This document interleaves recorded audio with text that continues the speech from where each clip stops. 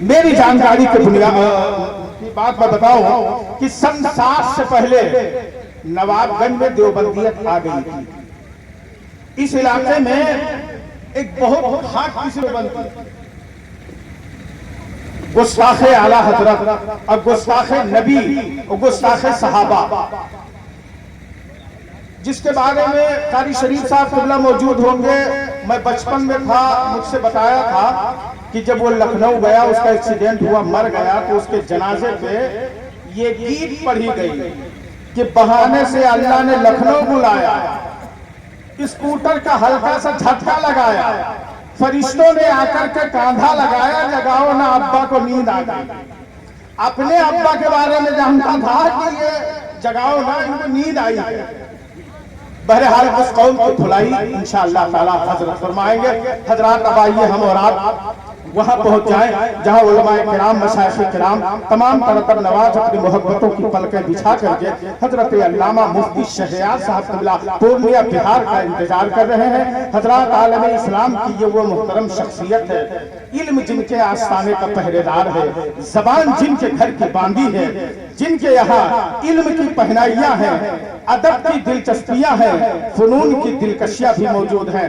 اگر آپ حضرات کی چاہتے ہیں کہ گھروں کے تمام تر بہاروں کی دیواروں پر اعلیٰ حضرت کے مسلک و مشرف کا لفظ اسٹیکر کے طریقے سے چپک جائے تو حضرت علامہ مفتی صاحب قبلہ کی جملوں کی چھتریاں لے لیں۔ اگر آپ حضرات یہ چاہتے ہیں کہ دنیا سے جانے کے بعد آخرت سے پہلے قبر کی تیرگی کو روشنی میں تبدیل کریں تو حضرت علامہ مفتی صاحب قبلہ کی جملوں سے مصافحہ اور موافقہ کریں۔ میں بڑے ہی ادب و احترام کے ساتھ میں ہندوستان کی اس ابخری شخصیت کو آپ کے حوالے کر رہا ہوں۔ میں جانتا ہوں، میں یقیناً کہتا ہوں کہ اگر آپ کچھ نہیں اپنے گھر کے دروازے پر قاطع نجدیت ناشر مسلک اعلیٰ حضرت علامہ مفتی شہریار صاحب قبلہ قادری رضوی برکاتی اتنا لکھ دیں تو آپ کے گلی سے وہابی اور دیوبندی ایسے ہی بھاگ جائے گا جیسے مخدوم اشرف کے شہر کا چراغ روشن کرنے سے شیطان بھاگ جاتا ہے۔ دوستو، میں گزارش کروں گا کہ حضرت کے جملوں سے آپ مصافحہ کریں۔ بس ایک شعر میں پڑھتوں کہ میری مجال تیری بزم اور لم ترانیاں، میری مجال تیری بزم اور لم ترانیاں، میں نقش پائے رہنما تو افسر جہانیاں، میری مشاطگی کی کیا ضرورت حسن معنی کو کہ فطرت خود بخود کرتی ہے لالا کی ہینا بندی۔ آئیے ہماری آواز سے اپنی آواز ملائیں اور اپنے اس عظیم محسن کا استقبال کر لیں۔ نعرہ تکبیر! جو حضرات جن کو اللہ نے ہاتھ دیا ہے وہ اپنے نبی کے نام سے اپنے ہاتھ کو اٹھا کے حضرت کا استقبال کریں۔ غالباً پہلی بار اعلیٰ حضرت کا شعر آپ کے دیار میں آیا ہوا ہے، حضرت علامہ مفتی شہریار صاحب قبلہ کے پیکر میں۔ بہت محبتوں کے ساتھ نعرے کا بھی جواب دیں اور حضرت کی گفتگو بھی سماعت کریں۔ بہت صلح کلی قسم کے لوگ اور بڑے بڑے جبہ کبہ والے لوگ اس دور میں حضرت کے نام سے بہت گھبرائے ہوئے ہیں، سمجھ رہے ہیں؟ نعرہ لگا، نعرہ تکبیر، نعرہ رسالت، مسلک اعلیٰ حضرت، علماء اہل سنت، حضرت علامہ مفتی شہریار صاحب قبلہ، جلسہ دستار بندی، نعرہ تکبیر۔ ایندھن مجھے بنا دے جہنم کی اے خدا، ایندھن مجھے بنا دے جہنم کی اے خدا، میں دشمن نبی کا کلیجہ جلا سکوں۔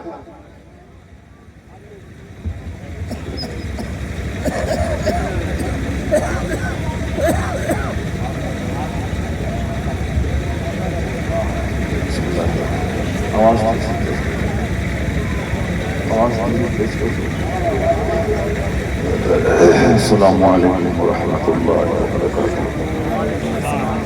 الحمد للہ الذی زین نبینا بحبیبہ المصطفیٰ ومن علی المؤمنین بالعیدہ المجتبیٰ والصلاة والسلام علی سیدنا محمد خیر الورى وعلى وآله وأصحابه النجباء إلى يوم الجزاء.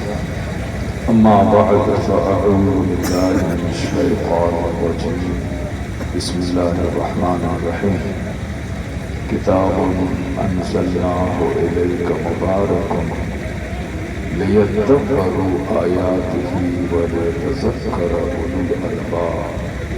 صدق الله العظيم وصدق رسوله النبي الكريم. حدیث میں آیا ہے کہ جس نے ایک بار درود بھیجا اللہ تعالیٰ اس پر 10 بار رحمت نازل فرماتا ہے.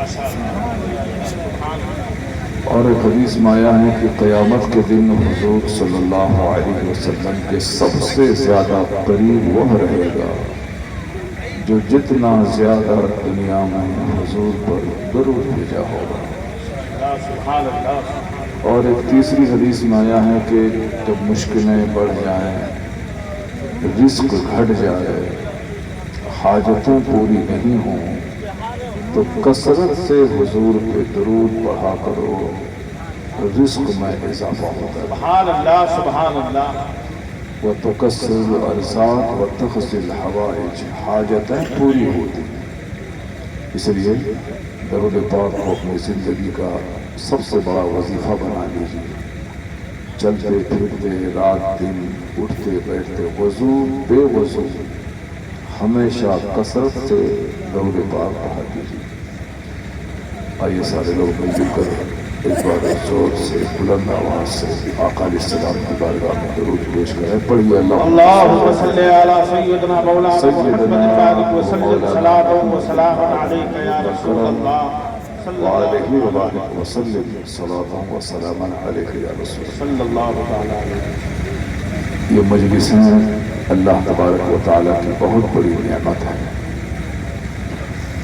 آنے والے وقت میں بندہ اتنا مصروف ہو جائے گا کہ اس کے پاس 2 گھنٹے کا ٹائم نہیں رہے گا کہ وہ جلسے میں جائے گا. اور ابھی تو غنیمت ہے، اللہ کا شکر ہے کہ ہزاروں لوگ جلسے میں دیکھنے کو مل جاتے ہیں بغیر کسی ذاتی اور دنیوی فائدے کے. جب یہاں سے آپ لوٹیں گے تو آپ کے ہاتھ میں لفاف نہیں ہوگا، لیکن یہ مجلس اتنی قیمتی ہے کہ قیامت کے دن جب ماں اپنے بچے کو بھول جائے گی، باپ اپنے بیٹے کو بھول جائیں گے، اولاد اپنے والدین کو بھول جائے گی، اس مصیبت کی گھڑی میں یہ دین کی محفل میں بیٹھنا کام آ جائے گا. سبحان اللہ سبحان اللہ. اس لیے اسے غنیمت سمجھیں کہ یہ زمین ان کی مخالفت میں گواہی دے گی جو زمین پر بیٹھ کے غیبت کی محفل سے بیٹھے، جو زمین پر بیٹھ کر چغل خوری کی گناہ کیا. جو زمین کہے گی کہ اس بندے نے میری پیٹھ پر بیٹھ کے گناہ کیا. اور جس نے زمین پر بیٹھ کر اللہ کا ذکر سنا، اللہ کا ذکر کیا، سجدہ کیا، یہ زمین گواہی دے گی کہ یا اللہ اس نے میری پیٹھ پر بیٹھ کر تیرا ذکر کیا. اس لیے سنت الگ الگ جگہوں پہ پڑھی جاتی ہے تاکہ زیادہ زمین میرے فیور میں گواہ ہو. سبحان اللہ سبحان اللہ. فرض یہاں پڑھنا ہے، نفل یہاں پڑھنا ہے، سنت وہاں پڑھنا ہے. فرض گھر مسجد میں پڑھیں، نفل اپنے گھر میں پڑھیں، سنت اپنے گھر میں پڑھیں، تاکہ گھر آپ کا قبرستان نہیں بنے اور الگ الگ جگہیں آپ کے فیور میں قیامت کے دن گواہ ہوں. بہت بڑی نعمت ہے یہ جہاں آپ جمع ہیں. جب جمع ہیں تو کچھ قرآن حدیث کی بات سن لیا جائے. دنیا میں سارے لوگ تو اکثر لوگ تو جھوٹ ہی بول رہے ہیں، بہتر لوگ تو جھوٹ ہی بول رہے ہیں. ہر طرف جھوٹ کا کاروبار ہے، سچ کہاں بولا جاتا ہے؟ یہی وہ محفل ہے جہاں سچ بولا جاتا ہے.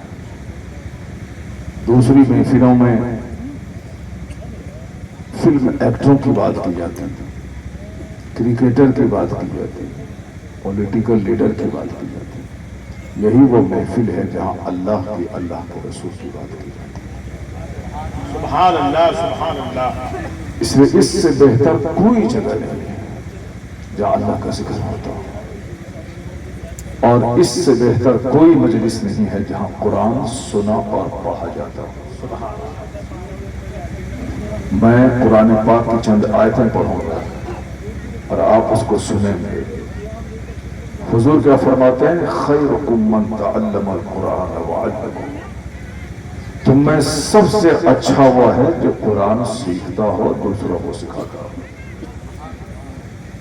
You are the best community, تم بہترین امت ہو۔ تو حضور نے کہا the best among you is one who learns Quran and teaches it to others, تم میں سب سے اچھا وہ ہے جو قرآن سیکھتا ہے دوسروں کو سکھاتا ہے۔ انجینئر اچھا ہے مگر سب سے اچھا نہیں، ڈاکٹر اچھے ہیں مگر سب سے اچھے تھے، پروفیسر، ماسٹر، داروغہ، پولیس، لینڈ لارڈ، زمیندار، کیپیٹلسٹ، سب اپنی اپنی جگہ اچھے ہوں گے، لیکن سب سے اچھے کون ہیں؟ جن کو سب سے اچھے مصطفیٰ اچھے کہہ دیں۔ سبحان اللہ، سبحان اللہ۔ اگر حضور سے بڑا کوئی دنیا میں ہو تو چلو ان کی بات مان لیں، اللہ کے بعد جو سب سے بڑی ہستی ہے وہ مصطفیٰ کی ذات۔ سبحان اللہ۔ اس لیے اعلیٰ حضرت رضی اللہ تعالیٰ عنہ نے آج سے 100 سال پہلے کہا تھا کوئی بڑا نہیں ہے، سب سے اعلیٰ و اولا ہمارا نبی، سبحان اللہ، سبحان اللہ۔ سب سے بالا و والا ہمارا نبی۔ Our prophet is the most sublime and the highest. Our prophet is the most elegant and the greatest. سب سے زیادہ ایلیگنٹ، سب سے زیادہ بڑا، سب سے زیادہ مصلح اور سب سے زیادہ اچھے اگر کوئی ہیں تو مصطفیٰ جان رحمت کی ذات۔ بے شک۔ اللہ کے بعد سب سے بڑی ذات مصطفیٰ کی، ان سے بہتر، ان سے زیادہ سچی کس کی بات ہو سکتی ہے؟ کسی سے۔ حضور نے جو کہہ دیا پتھر پہ لکھ لیا۔ اس لیے مسلمانوں کو گاندھی، نہرو، امبیڈکر ادھر ادھر کی باتیں نہیں کرنی چاہیے، زیادہ مسلمانوں کو سب سے زیادہ مصطفیٰ کی بات کرنی چاہیے۔ ان سے زیادہ بڑا کوئی ہو تب نہ بات کرے اس کی، جب سب سے بڑے مصطفیٰ ہیں تو پھر کس کی بات کرے گا بندہ؟ اعلیٰ حضرت کہتے ہیں اپنے مولا کا پیارا ہمارا نبی، دونوں عالم کا دولہا ہمارا۔ بالکل تر و تازہ ہو کے تقریر سنا کریں اور تھوڑا سا کچھ بولا بھی کریں تاکہ آپ کو نیند نہیں آئے، اور 1 گھنٹے کی گفتگو آپ بالکل چند منٹوں میں سن لیں۔ آپ 1 گھنٹہ ہو جائے پتہ ہی نہیں چلے، بس سارے لوگ شریک گفتگو ہو جائے۔ اپنے مولا کا پیارا ہمارا نبی، دونوں عالم کا دولہا ہمارا نبی۔ Our prophet is the beloved messenger of his creator. Our prophet is the bridegroom of this world and the hereafter. میں انگریزی اسی لیے بول رہا ہوں تاکہ ہمارے جو بچے انگریزی پڑھتے ہیں اسکول کالج میں، وہ بچے یہ نہ سمجھیں کہ انگریزی پڑھنے کا مطلب ہے ہیرو بن جانا، انگریزی پڑھنے کا مطلب ہے کھڑے ہو کے پیشاب کرنا، انگریزی پڑھنے کا مطلب ہے کہ ماں باپ کو آنکھ دکھانا، انگریزی پڑھنے کا مطلب ہے کہ گلی کوچے میں دوسروں کی بہو بیٹی پہ بری نگاہ ڈالنا۔ انگریزی پڑھنے کا یہ مطلب نہیں کہ 2-4 گھنٹے سنیما ہال میں بیٹھ کے سنیما دیکھ کے ناچنا گانا، نہیں۔ انگریزی پڑھے بندہ مگر اس نیت سے پڑھے کہ انگریزی میں مصطفیٰ کی نعت پڑھوں گا، سبحان اللہ، سبحان اللہ۔ انگریزی میں قرآن پاک میں پڑھوں گا، دوسروں کو پڑھاؤں گا، انگریزی میں دین سیکھوں گا، دوسروں کو سکھاؤں گا۔ اگر کوئی اسلام مٹانے کے لیے عربی سیکھتا ہے، یہ عربی سیکھنا اس کے لیے حرام ہے، لیکن اگر کوئی اسلام بچانے کے لیے انگریزی پڑھتا ہے، یہ انگریزی سیکھنا اس کے لیے کار ثواب ہے۔ نیت المومن خیر من عمل، مومن کی نیت اس کے عمل سے بہتر ہے۔ انما الاعمال بالنیات، اعمال کا کاروبار نیتوں کو، اس لیے نیتیں اگر اچھی ہیں تو میتھمیٹکس پڑھنا بھی اچھا ہے، نیت اگر اچھی ہے تو فزکس، کیمسٹری، بایولوجی پڑھنا بھی اچھا ہے، نیت اگر اچھی ہے تو ماسٹر، ٹیچر، پروفیسر بننا بھی اچھا ہے۔ نیت اچھی ہونی چاہیے، صرف مال کمانا نہیں بلکہ انگریزی، ہندی، سنسکرت پڑھ کے دین کی خدمت کرنا مقصد ہو تو پھر اس کے لیے اچھا ہے۔ تو میں انگریزی پڑھتا ہوں تاکہ بچے جان جائیں کہ یہ گانا نہیں گا رہے ہیں، نبی کی نعت پڑھ رہے ہیں۔ Our prophet is the beloved messenger of his creator. Our Prophet is the bridegroom of this world and the hereafter. आला हज़रत कहते हैं कौन देता है देने को मोह चाहिए, देने वाला है सच्चा हमारा। सुभान अल्लाह, जिंदाबाद। इसलिए मुस्तफ़ा पे खूब दरूद भेजा जाए। इधर से दरूद और सलाम भेज जाएंगे, उधर से मुस्तफ़ा जाने रहमत की रहमत झूम के आपका इस्तेक़बाल करेगी। हाँ बेशक। गरीबी में सबसे पहले पैगंबर आज़म पे दरूद और सलाम पढ़े। जब घर में कोई परेशानी हो सबसे पहले हुजूर पे दरूद भेजिए। जब घर में कोई मसला खड़ा हो जाए सबसे पहले मुस्तफ़ा से फरियाद कीजिए, क्योंकि वो अल्लाह के महबूब हैं और अल्लाह अपने महबूब की बात नहीं टालता है। आला हज़रत कहते हैं कोई थोड़ी सी चीज दे सकता है, कोई कुछ दे सकता है, बस सारी चीजें सबके पास नहीं है। कायनात के खजानों की कुंजियां अल्लाह ने अपने महबूब को अता कर दी। इसलिए कुछ मांगना हो मुस्तफ़ा से मांगो। कौन देता है देने को मोह चाहिए, देने वाला है सच्चा हमारा नबी। Our prophet is the true distributor of God's favors. He alone can give because he has these powers. हुजूर कहते हैं वल्लाह युअती व अना कासिम। अल्लाह gives and I distribute. अल्लाह देता है और मैं बांटता हूँ, डिस्ट्रीब्यूट करता हूँ। Our prophet is the true distributor of God's favors. हमारे पैगंबर अल्लाह की नेमतों को तकसीम करने वाले हैं, बांटने वाले हैं। जब बांटने वाले हैं तो सब खजाने की कुंजी उनके पास है, तो उनसे फरियाद करो। इधर हाथ उठेंगे उधर से अता की बारिश हो जाए। क्यों किसी महाजन के सामने जाके जलील होते हो, क्यों किसी दुनियादार के दरवाजे पे जाके रुसवा होते हो। फरियाद करो मुस्तफ़ा से और फिर देखो किस कदर अता मुस्तफ़ा की होती है। आला हज़रत कहते हैं कि अल्लाह ने अपने महबूब को इतना दिया है, हुस्न, अखलाक, खजाने के कोई जवाब नहीं है उसका। हुस्न खाता है जिसके नमक की कसम, है वो मलीह दिल आरा हमारा नबी। हुस्न मुस्तफ़ा के नमक की कसम खाया। हुस्न खुद दंग है मुस्तफ़ा के हुस्न को देखकर। सरकार के हुस्न में मलाहत थी, नमकीनियत थी, जिसमें अट्रैक्शन होता है। जिसने देखा मुस्तफ़ा का असीर और गुलाम हो गया। जो मुस्तफ़ा का चेहरा देखना नहीं चाहता था कि जो भी देखता है उन्हीं का हो जाता है, उन्हीं का कलमा पढ़ लेता है।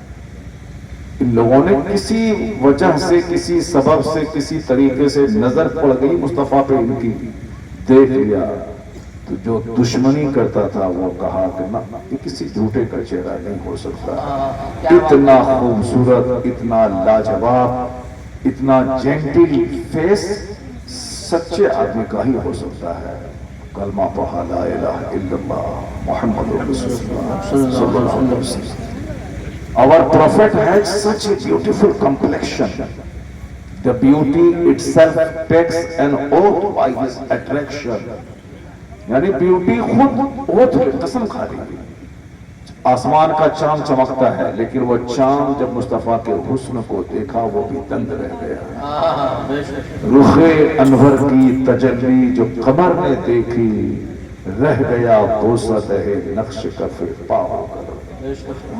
चांद भी मुस्तफ़ा के नक्श पा को चूम के रह गया कि ऐसा हसीन न कभी देखा गया न सुना गया। सबको हसीन जात भी और हसीन बात भी। मुस्तफ़ा की बात है सबसे लाजवाब, मुस्तफ़ा की बात सबसे ज्यादा वजनी, उससे ज्यादा बेहतर किसी की बात नहीं। जब तक मुसलमान हुजूर की बात को ये वजनी समझता था, ये गरीबी में बादशाहत करता था। आसपास के जितने गैर मुस्लिम होते थे वो अपने झगड़े में मुसलमानों को फैसल बना देते। मुसलमान उनके घर में जाकर फैसला करते थे। लेकिन जब से मुसलमानों ने मुस्तफ़ा को छोड़ करके, कलमा पाता है नबी का, लेकिन अपनी जिंदगी के सारे मामलात में वो गैरों की पैरवी करना शुरू कर दिया, तब से इनकी हैबत जो उनके दिल में थी वो खत्म हो गई। अब वो फुटबॉल बना के इसको नचाना चाह रहा। اس لیے کوئی مسجد کے خلاف، کوئی مدرسے کے خلاف، کوئی خانقاہ کے خلاف، کوئی جلسہ کے خلاف، کوئی داڑھی کے خلاف، کوئی پگڑی کے خلاف، کوئی ہماری ماں بہن بیٹیوں کے پردے کے خلاف، حجاب کے خلاف، یعنی جس بندر چھچندر کو جو منہ میں آتا ہے پک رہا ہے، جبکہ جو ساری زندگی ناپاک رہتا ہے، اتنا سا پانی میں کیوں پخانا صاف ہوتا ہے؟ ہم لوگ تو ایک بالٹی پانی صاف کرتے ہیں تو تب اس کے بعد جا کے اطمینان ہوتا ہے، اور یہ اتنی سی لوٹیا میں پانی لے کے صاف کرتے ہو تو اور پخانا لپیٹ لیتا ہے۔ جو ساری زندگی ناپاک رہتا ہو وہ پاک مذہب کے پاک فالوور پہ زبان کھول رہا ہے۔ اس کے دل میں جو میری حیبت تھی، جو ایک ڈر خوف تھا، وہ ختم ہو گیا۔ کیوں ختم ہو گیا؟ کہ وہ سمجھتا ہے کہ صاحب میں بھی جینس پہنتا ہوں تم بھی پہنتے ہو، میں بھی ٹی شرٹ پہنتا ہوں تم بھی پہنتے ہو، میری بیٹی بھی بغیر دوپٹہ کے ایسے آوارہ پھرتی ہے، تمہاری بیٹی بھی آوارہ پھرتی ہے، ہمارا بھی بیٹا جوکر کی طرح چاروں طرف سے بال مونڈ کے بیچ میں چھوٹی کی طرح بال رکھ کر کے گھومتا ہے، اور تمہارا بھی بیٹا ویسے ہی گھومتا ہے، اور ہمارا بھی بیٹا 24 گھنٹے گٹکا کھا کے بالکل پاخانے کی طرح گندگی منہ سے تھوک سے پھینک پھینک کے گلی چوراہے چوک سب کو بیسن کو گندا کر دیتا ہے، اور تمہارا بھی بچہ ویسے ہی کرتا ہے، میرا بچہ ویسے کرتا ہے۔ جب گٹکا کھانے میں دونوں برابر، جوکر کی طرف بال رکھنے میں دونوں برابر، جن سے ٹی شرٹ پہن کے تمہاری بیٹیاں بھی مارے مارے پھرتی ہیں پیار محبت کے نام پہ، دوسرے مردوں کو تلاش کرتی ہے، میری بیٹی وہی کرتی ہے، تمہارا بھی بندہ جھوٹ بولتا ہے، میرا بندہ بھی جھوٹ بولتا ہے، تمہارا بھی آدمی شراب پیتا ہے، میرا بھی آدمی شراب پیتا ہے، پھر آخر کس بنیاد پہ میں تیری عزت کروں؟ کس بنیاد پہ تیری حیبت میرے دل میں رہے؟ جب بندہ اپنے سے زیادہ نیک، اپنے سے زیادہ ستھرا، اپنے سے زیادہ اچھا کسی کو دیکھتا ہے تب نہ اس کی عزت کرتا ہے۔ یہاں تو دونوں کا لباس، دونوں کا چال چلن، چال ڈھال، اس کی شادی میں بھی 70 سال کی بڑھیا ناچ رہی ہے، ان کی شادی میں بھی 70 سال کی بڑھیا ڈانس کر رہی ہے۔ جب ہر طرف وہی تماشا ہے تو پھر عزت کس کی ہو؟ پہلے مسلمان جھوپڑی میں رہتے تھے، پہلے مسلمان جو کی روٹی کھاتے تھے، پہلے مسلمان دن بھر میں ستو جھولا میں رکھتے تھے، بھوک لگی پانی میں ڈال کے پی لیتے تھے، کھجور ان کے پاس ہوتی تھی، ایک کھجور کھا لیا، آدھی خود آدھی دوسرے کو کھلا دیا، کھجور کھا کے، جو کی روٹی کھا کے، ستو کھا کے